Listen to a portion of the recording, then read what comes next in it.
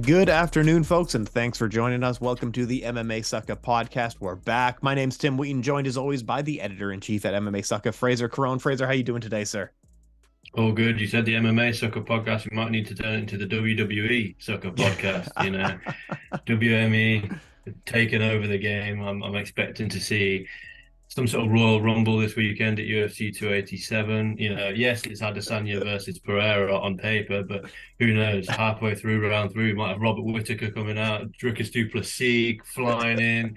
Who knows? Who knows? But no, we'll touch comment on that. But we could speak for a whole hour on that. We've got plenty to review from the weekend just gone, and plenty to look forward to because there's a lot going on this weekend as well. But yeah, I'm looking forward. We're back. We had a week off last week. So we're hitting this week with a lot of motivation, and luckily we've got the cards to review and the cards to preview to sort of match up with that motivation. So I'm excited to jump straight into it. Oh yeah, absolutely. Tons to review. We'll just quickly touch on the WWE being bought out by Endeavor story because we actually the dust really hasn't settled and it's not clear what that means. I will say what their internals look like is that some of the stuff that has been distributed is really a benefit for sponsors or TV stations. If you are in that kind of industry, this is such a boon to you because the UFC was asking 350 million from some of its mainline sponsors. With a WWE package with it, you could start seeing billion-dollar sponsorships. If you're a TV station, having that package together is a big deal. As for the fighters and athletes or viewers, I'm not sure it's going to make a massive difference right away. We're talking 2-3 years down the line, things may start to look a little bit different. But ultimately, I don't think we're going to see a major change right away. Frazer, what's your read on this one? No, I completely agree. I mean, I listened to well, as it came out, I read a Mhm. few bits and bobs online, and as you kind of hinted at there, it's not completely clear as to what the benefit is at the moment. We've all seen. I think the thing I've seen the most is the picture of Vince McMahon with his natural hair color and his natural dyed mustache. I mean, it is what it is. It is what it is. But I think I think this was probably in the works for quite a while, and it just happened to come out after WrestleMania. That obviously they split it across two nights these days. Mhm. So after night two, it obviously came out yesterday, which is it's a good idea because all WrestleMania. I don't follow pro wrestling at all anymore. I used to a lot when I was a kid, but Yeah. I knew WrestleMania was going on. I knew some of the guys in the WrestleMania fights, matches, whatever you want to call them. So it's probably a good time to do it, and it obviously gets the eyes on the UFC. But I think the most important thing that came out from the deal is that when WME bought and Endeavor bought the UFC, it was Yeah. valued at 4 billion. It's now valued at 12 billion.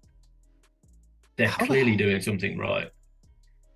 And yeah, I this is mean, the thing. We could yeah, really get into this, but like when WME bought the UFC, they had to because they were so over leveraged. The court stepped in and said like you can't buy it because you'll owe more to your shareholders than your company's worth. And they said no, no, no, we're going to grow the company, the worth of the company. And they said they were going to grow it by like a few billion in 8 years or whatever it is. They've grown it by $8 billion. That's insane. How did this is actually quite impressive in all honesty. for sure. And that's without, a regular Conor McGregor fight, a regular Brock Lesnar fight, a regular Ronda Rousey fight. I Yeah. mean, regular John Jones fight. Yes, we got him back this year, but he hasn't been fighting regularly.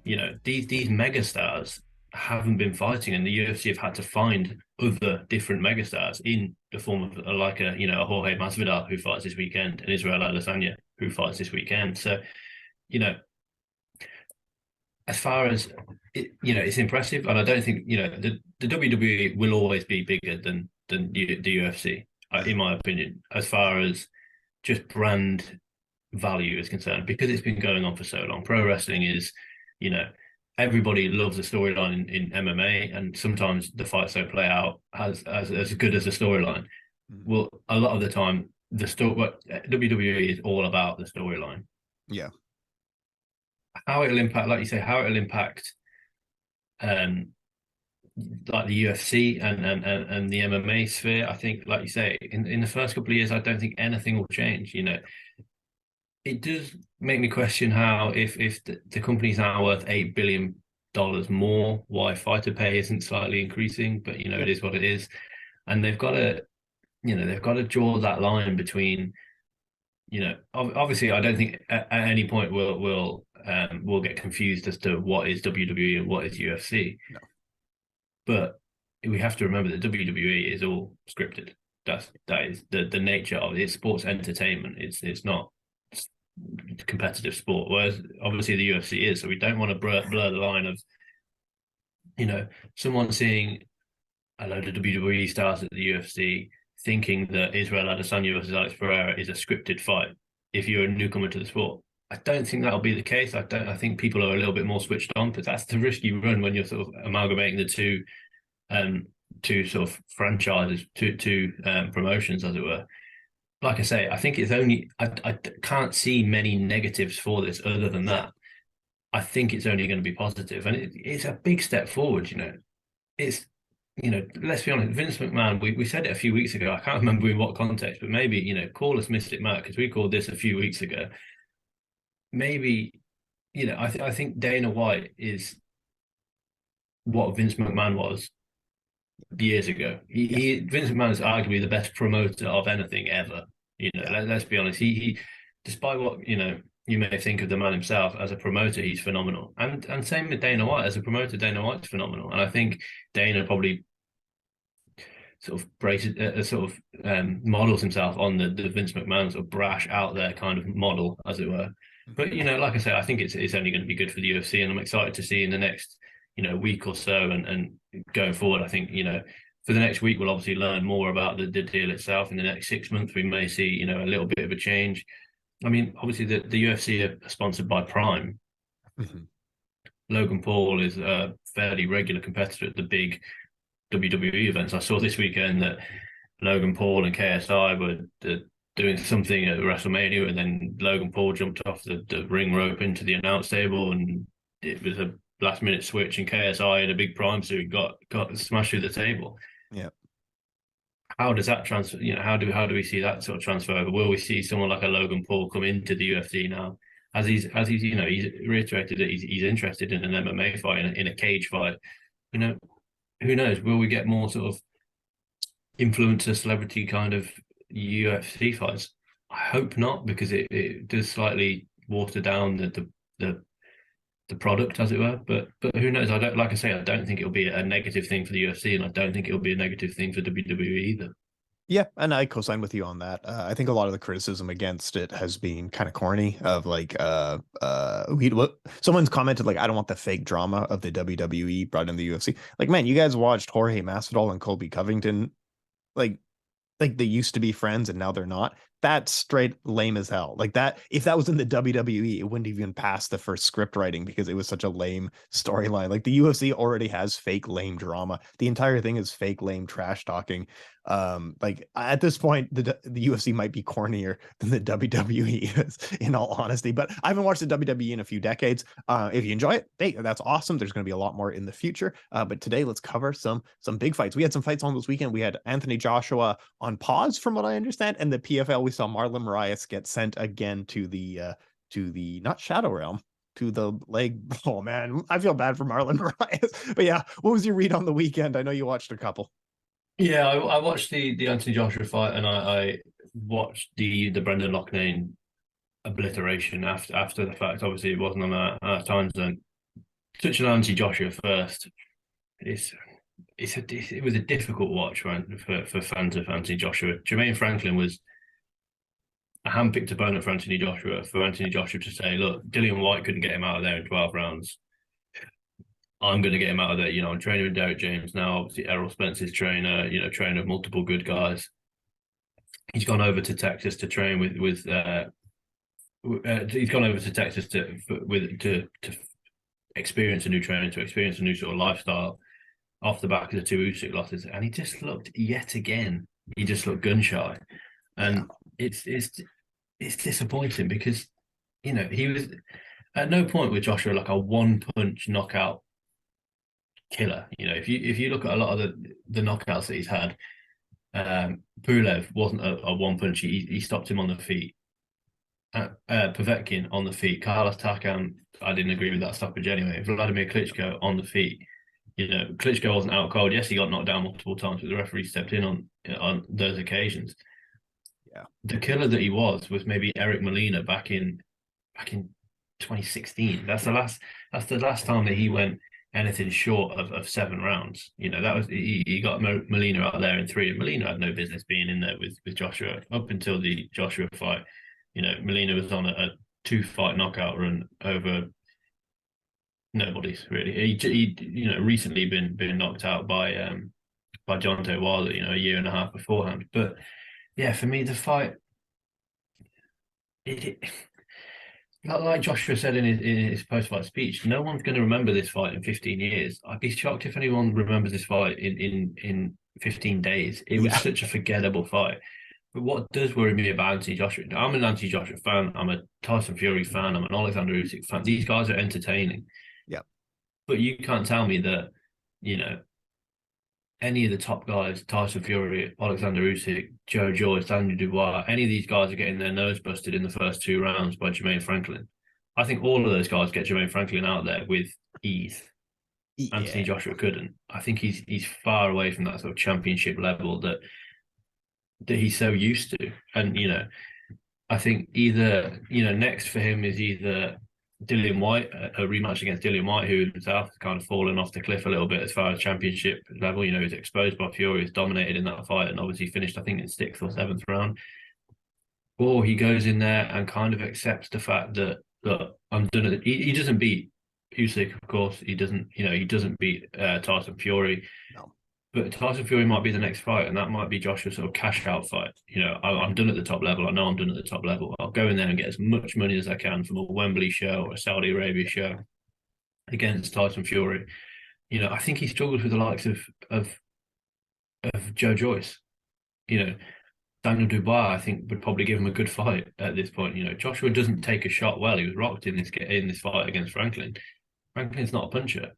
If Joe Joyce lands on him, and Joe Joyce has got a phenomenal gas tank, he's got that sort of zombie style of just take 5 shots, land 5 shots, take 5 shots, land 5 shots.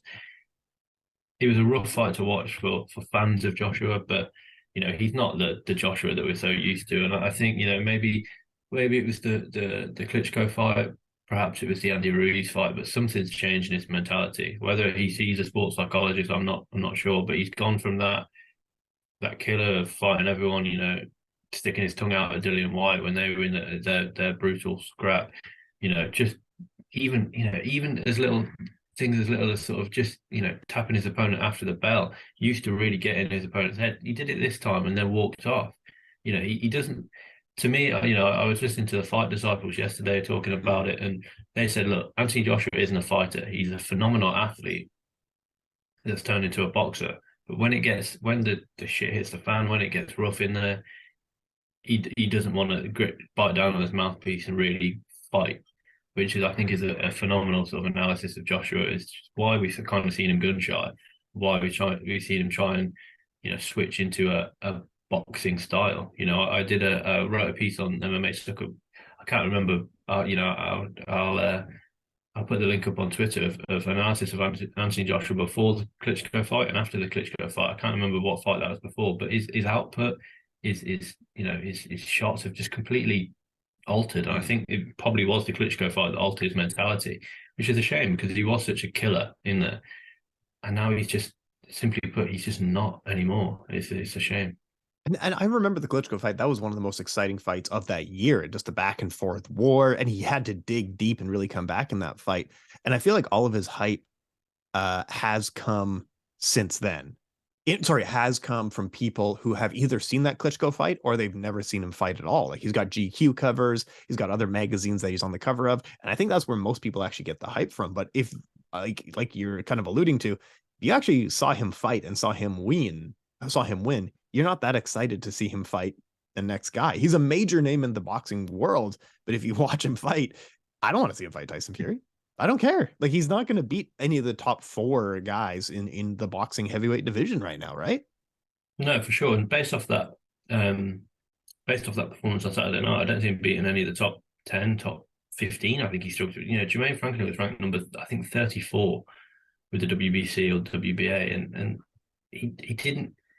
He won a lot of rounds, yeah, but he didn't dominate. There was still danger in there. There was still danger. That wasn't a pure domination like we saw Anthony Joshua suffer at the hands of Alexander Usyk the first time round. There was no real danger for Usyk in there. And yes, Josh was always going to have that equaliser of a big punch, but this is heavyweight boxing. Everyone's got that equaliser of a big punch, Yeah. other than maybe Alexander Usyk, who can dance around you for 12 rounds, for 15, for 20 rounds. Yeah. It's difficult because, like you say, you can show the highlights of Joshua finishing guys, but when are those highlights from? They're not from any time recently. No. They're from 2015, 2016, 2017. Since 2017, like I say, I don't think, but since 2016, he hasn't finished a fight earlier than the seventh round. He's Yeah. supposed to be one of the, if you look at him, he should be world heavyweight champion. He's 255 pounds, 18 and a half stone, absolutely shredded, massive guy. Yep.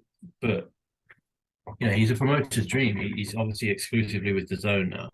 Yep. You only ever see him drinking out of Lucasade water bottles every single way, and he's got his beats on, he's got his this, he's got his that. He's always, head to toe in Under Armour gear. He's a promotional workhorse.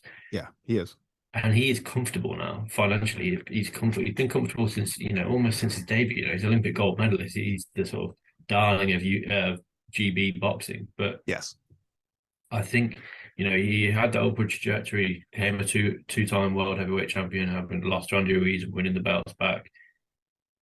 And now it's just seemed to just go right down the hill on the other side, which is disappointing because I do think he's a phenomenal talent. And this is a guy that hasn't got a massive amateur background. He's picked up boxing later on in his career, or later on in his life, sorry. But, like I say, I think when the going gets tough, Joshua gets going, as it were, rather than to bites down on the mouthpiece. But again, I still think he could, he could go in there against Dillian White, knock him out in the first. He can knock Tyson Fury out. Don't think he does, but he can. He's got the ability. He's got the power to. He's got the power to knock Alexander Usyk out, but you just can't catch him.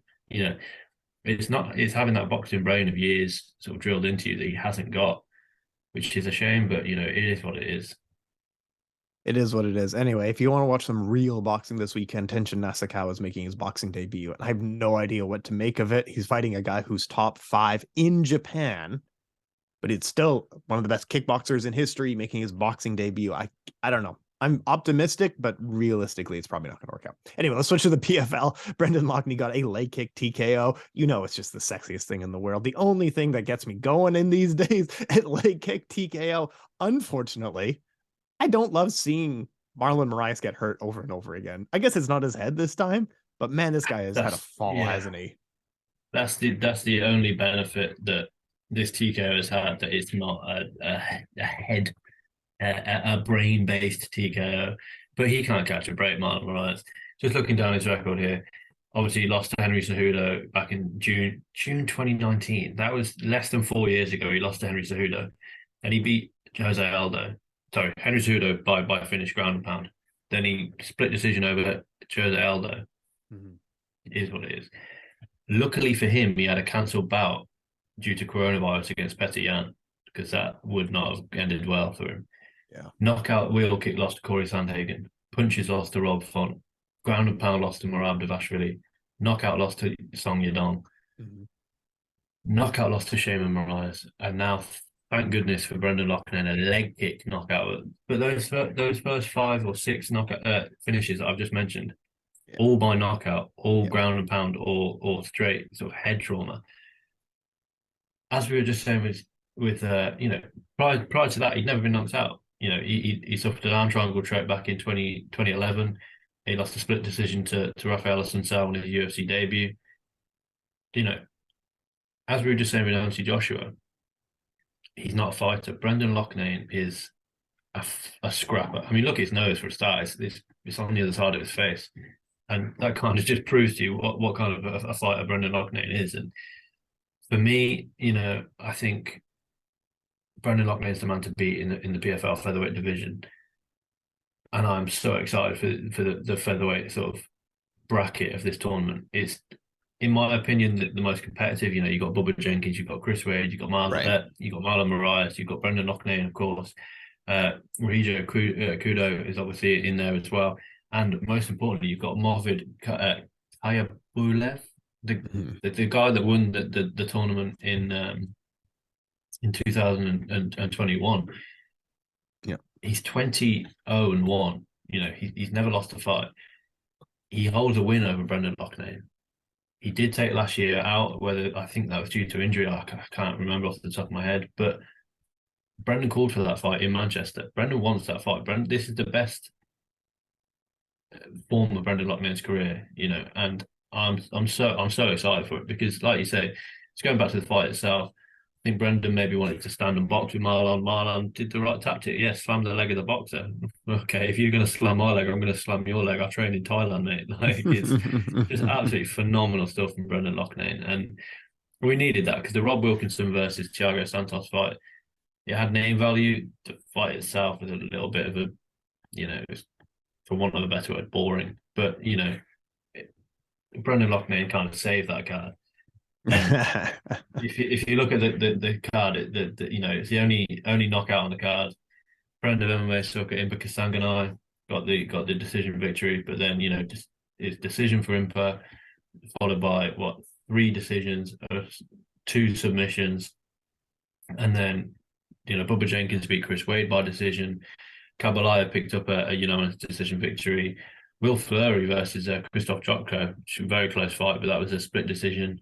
Rob Wilkinson decision, and then Brendan Loughnane does what Brendan Loughnane does, puts on a show.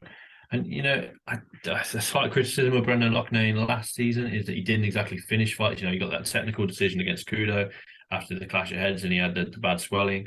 He got the decision on late notice against Husk Kick. I can't pronounce his name. He got the decision. Then he got the decision against Chris Wade in London. But then he brutalized. He really started, sitting down on the leg kicks, brutalized the leg of Bubba Jenkins before finishing him in the final. Now he's finished Marlon Moraes via leg kicks. He's evolving into a guy that doesn't like to be in there for the full 15 minutes. He's finishing these guys now, and that's exactly what we need in the PFL. And he's top of the bracket with a second round finish. No other featherweights, I don't think, got no other featherweights got a finish on this card. So he's top of the bracket, and he's sitting pretty where he deserves to be. Yeah, it was a great performance. Looking forward to what the future holds. Brendan Loughnane been a guy that's been on our radar for a long time, since he was, not allowed in the UFC for earning a takedown cleanly. But yeah, it was a good performance. Unfortunately, I think Marlon Moraes probably needs to go take a couple of years off and just kind of rethink things, put his life back together again, because he's not putting it together in the ways that he needs to put it together for a man that's that talented. Thiago Santos probably just needs to retire at this point. I don't think he's not. I feel like Marlon Moraes might still have a few years left if he takes care of his health. I feel like Thiago Santos has to be done at this point. He entered the sport with major knee injuries from his service in the military, and now his knee injuries are just getting worse, and the guy can barely move in there. I can't see a career turnaround for Thiago Santos, right? No, I don't see it either, to be honest. I think it's It's a confusing one for me. I think, yeah, I changed my microphone over. Yeah, I was gonna say. Yeah, Whoa. I've just realised it's connected to my phone. I have no idea why it does that, and I'll sort my settings out before the next podcast. I promise. I have no idea why it's connected to my phone. So if you didn't hear anything I was saying, don't worry. We haven't done the UFC 287 preview yet. I was just waxing lyrical about Brendan Loughnane. But going back to your point, I think for me, Thiago Santos, his ceiling was a close fight against John Jones, unfortunately. And, in that fight, both of his knees were shot to bits. And I think that's kind of shown in his performances since then. It's a big sort of, for the PFL to pick up Thiago Santos, it's a big, certainly a big sort of scoop for them. But at the same time, I think that just proves how good Rob Wilkinson is as well, to completely change up his style. Knockout artist last season, this season, okay, I can eke out a decision against a dangerous striker. Thiago Santos is always going to have power. Yeah, your power never really leaves you, but it was that speed that he used to have coming up from middleweight. That used to, let's not forget that he holds a knockout win over Jan Blachowicz. I think if the two fought again, tomorrow, it's only going one way. But no, I agree. I think Marlon Moraes is, as ridiculous as it sounds for a 35, 34-year-old maybe, he's still got a future in the PFL. Just not at the top level. I think it kind of showed that Brendan's on a different trajectory to Marlon. Any notes that you had on the Bellator event from the weekend? The Kat Zingano defeated Liam McCourt via very close decision. My understanding was that Daniel James got a TKO over Marcelo Golm. Any thoughts on these ones? I thought the Liam McCourt Kat Zingano fight was really, really good. But what it kind of proves is that Cyborg's just levels above these girls. You know, no disrespect to Zingano or to Liam McCourt, but you know, Zingano realistically shouldn't have been a close fight in my opinion. She's got so much more experience than Liam McCourt, sorry. But Liam McCourt has made vast improvements since going to Next Gen in Liverpool. She obviously trains with Molly McCann. Molly McCann was in her corner this weekend. Yeah. Vast improvements for Liam McCourt. She's kind of like the darling of the Bellator. She's the Dakota Ditchover of the Bellator. You know, they give. But the difference between her and Dakota is that she's in competitive fights. You know, she's on the broadcast as well. She's clearly like a big figure. And if she can, you know, if she's sort of fit enough to turn around and obviously she's from Northern Ireland, but she's fit enough to turn around and fight in Dublin. I'd be really interested in seeing her on a Dublin card. And then, you know, maybe she gets in there with Cyborg. I think she gets brutalized by Cyborg, with the greatest respect to her. But, you know, I think she's come on leaps and bounds, and same with Zingano. You know, I'm glad that she's finally got. She was at a bit of a crossroads in her career. If we remember that, you know, she beat Misha Tate, and then she lost to Megan Anderson, and then she's come over to Bellator, and she'd had cancelled fights, and maybe finally she's been calling for the Cyborg fight for as long as I can remember. Yeah, but I'm glad that she's finally, you know, is trending towards her actually getting that Cyborg fight. It's probably going to be next for her, which, you know, is exciting. It's a different look for Cyborg, I guess, and there's a bit of a backstory there, and it's certainly more competitive than some of Cyborg's other fights. But I do only see that going one way, unfortunately. Yeah, it offers a few different looks. Kat Zingano can be a very top position grappler, but like that was in her prime in 2014. It's been a long time since she really showed the potential that she should have. But yeah, I think that's a easy Cyborg win. Should we say that this is today's episode and then do UFC 287 as tomorrow's episode? Sounds good. All right, perfect. Anything else we need to cover for the weekend rundown? I think that was pretty much it. You know, we didn't have an awful, you know, we covered the WWE, UFC kind of thing. Yeah. We covered the PFL. You know, the PFL was probably the standout this weekend. We covered Joshua Franklin. Yeah. Personally, I don't care about Daniel James versus Marcelo Golm. I know. It is what it is. Do you know what I mean? So yeah, we covered the important Bellator. So yeah, what we'll do is we'll cut, and then we'll UFC 287 full steam ahead. Perfect. Join us tomorrow for UFC 287. Thanks so much for your time, Frazer. Cheers.